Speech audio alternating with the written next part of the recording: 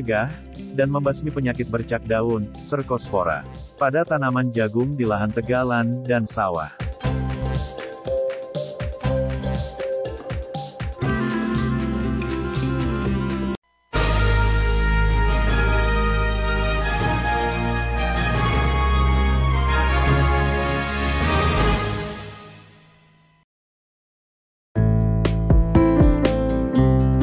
Kita semua menyadari bahwa pertumbuhan tanaman jagung sangat dipengaruhi oleh beberapa faktor, misalnya, gangguan organisme pengganggu tanaman, baik hama maupun penyakit, pemakaian pupuk yang belum tepat dan belum berimbang, penggunaan pupuk organik, kompos atau kandang yang belum menyeluruh, penerapan teknologi, dan cara bercocok tanam yang masih belum berkembang, dan lain-lain.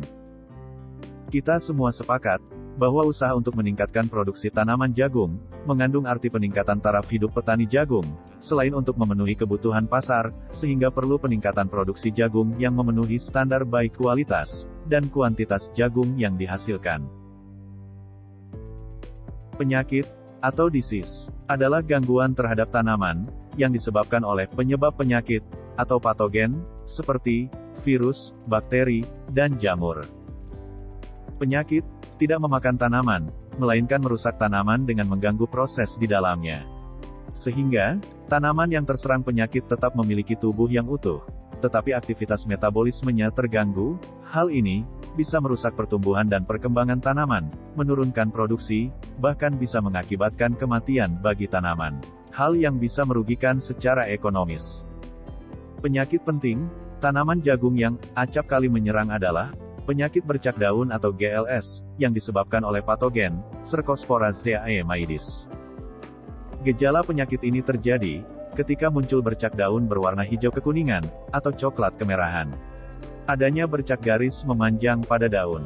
Bercak dapat diterawang dan berwarna kuning. Serangan lanjut berbentuk bercak persegi panjang. Ketika bibit jagung yang terkena bisa layu atau mati dalam waktu 3-4 minggu. Jika tongkil yang terinfeksi akan menyebabkan biji rusak dan busuk, bahkan tongkil dapat gugur. Sedangkan untuk serangan berat, tanaman akan mati. Penyebaran spora penyakit bercak daun adalah tular angin atau airborne, dan tular tanah atau soilborne. Di mana infeksi penyakit ini bisa terbawa angin atau percikan air hujan, dan dapat menimbulkan infeksi pertama pada tanaman jagung.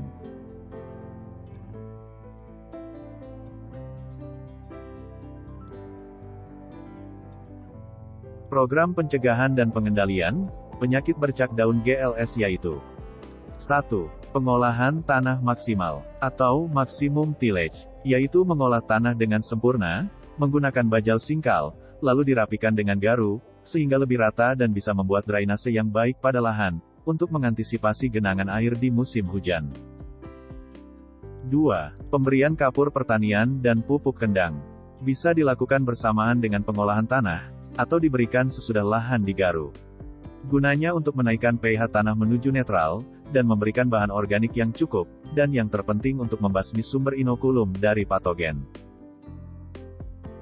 3. Pemakaian benih bermutu dan unggul, yang tahan atau toleran terhadap penyakit bercak daun GLS serta benih tidak kadaluarsa, yang dinyatakan dalam label kemasan, dan dikeluarkan oleh BPSB.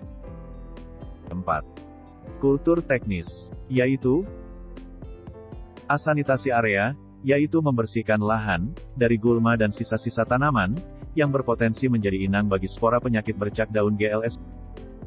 B. Mengatur jarak tanam, tidak terlalu rapat, terutama di musim hujan, agar kelembaban terjaga. C. Pergiliran tanaman, atau pergiliran varietas.